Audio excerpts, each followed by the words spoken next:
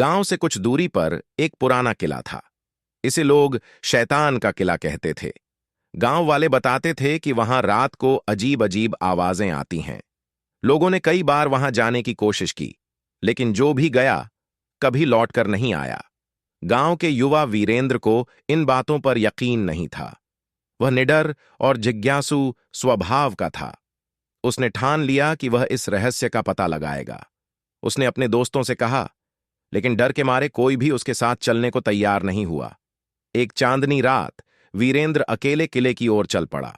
उसके हाथ में टॉर्च और जेब में एक चाकू था। जैसे ही उसने किले का दरवाजा खोला, उसे एक सर्द हवा का झोंका महसूस हुआ। अंदर गहरी खामोशी थी। किले के अंदर हर जगह मकड़ियों के जाले और टूटे फूटे खंभे थे।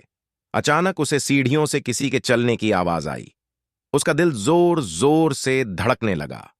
उसने हिम्मत जुटाई और आवाज की दिशा में चल पड़ा।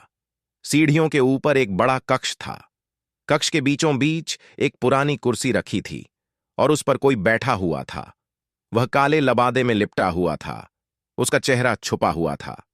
जैसे ही वीरेंद्र ने उसे पुकारा, वह आकृति कुर्सी से खड़ी हो गई। उसकी आंखें लाल अंगारों की तरह चमक रही थीं। आकृति ने भारी आवाज में कहा, क्यों आए हो इंसान? यह स्थान तुम्हारे लिए नहीं है। वीरेंद्र ने साहस दिखाते हुए पूछा, तुम कौन हो? उसने जवाब दिया, मैं इस किले का शैतान हूं और जो भी मेरे पास आता है उसकी आत्मा यहीं कैद हो जाती है। अब तुम्हारी बारी है। वीरेंद्र ने भागने की कोशिश की, लेकिन उसके पैर जमीन से चिपक गए। उसने अपने चाकू से खुद को छुड़ाने की कोशिश की, लेकिन सब बेकार था। शैतान ने उसे अपनी ओर खींच लिया।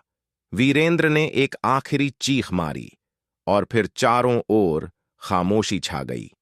अगली सुबह गांव वालों को किले के बाहर वीरेंद्र की चप्पलें मिलीं, लेकिन वह खुद कभी वापस नहीं आया।